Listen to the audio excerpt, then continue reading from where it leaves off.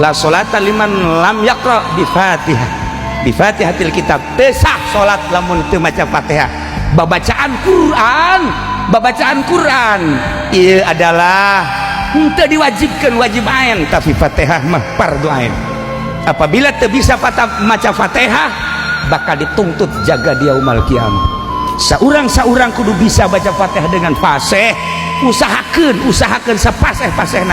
Mumpung aya keneh kori-kori urang belajar Fatihah nu bagus.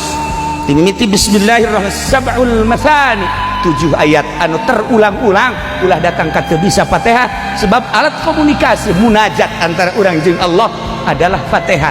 7 ayat Fatihah, 7 lapis langit bumi, 7 lapis bumi, 7 sifat Allah subhanahu wa ta'ala, 7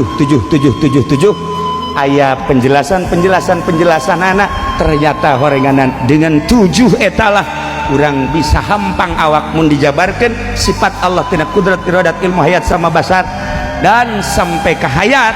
Nah ieu bakal hampang awak urang, terasa lain diri urang, dibawa ku kudrat jeung iradat Allah, dibawa ku sama jeung basar Allah, dibawa ku kalam Allah jeung ku hayat Allah.